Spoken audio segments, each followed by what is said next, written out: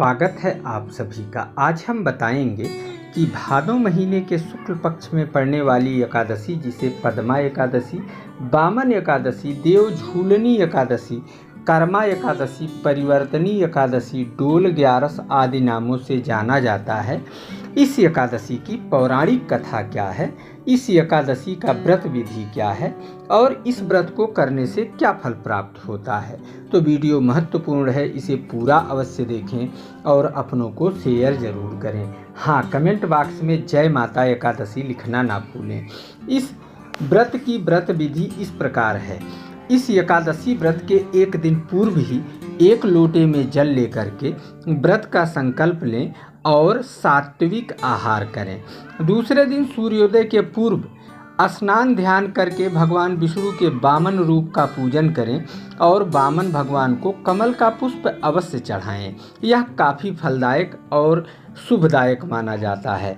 फिर फलाहार व्रत रहें और ओम नमो भगवते वासुदेवाय मंत्र का निरंतर जप करते रहें। जब भी समय मिले शाम के समय मंदिर में जाकर दीपक अवश्य जलाएं।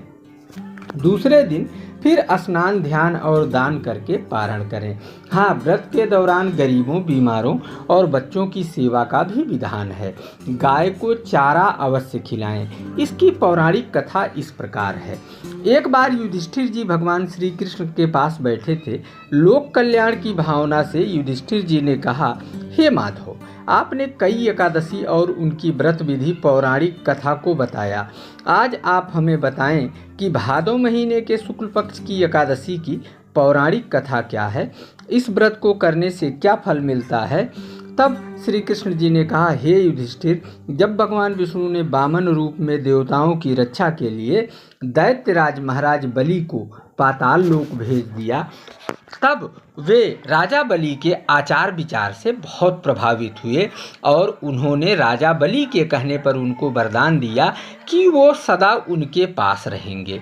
तब माता लक्ष्मी ने चिंतित होकर राजा बलि को भाई बना लिया और रक्षाबंधन बांधा और तब उन्होंने राजा बलि से अपने पति के मुक्ति की प्रार्थना की। तब राजा बलि ने भगवान विष्णु को उनके वचन से, उनके वरदान से मुक्त कर दिया। लेकिन भगवान विष्णु ने कहा कि भाई, हमने वरदान दिया है, हम 4 महीने आपके पास रहेंगे और यहाँ योग निद्रा में शयन करेंगे। इस योग निद्रा के दौरान भादों महीने के शुक्ल पक्ष के एकादशी को भगवान करवट बदलते हैं। इसी कारण इस एकादशी को परिवर्तनी एकादशी, वामन एकादशी, कर्मा एकादशी आदि नामों से जाना जाता है। इस व्रत को करने से मनुष्य के पाप कर्म नष्ट होते हैं और मन में सद्विचार आते हैं, लोक कल्याण की भावना आती है।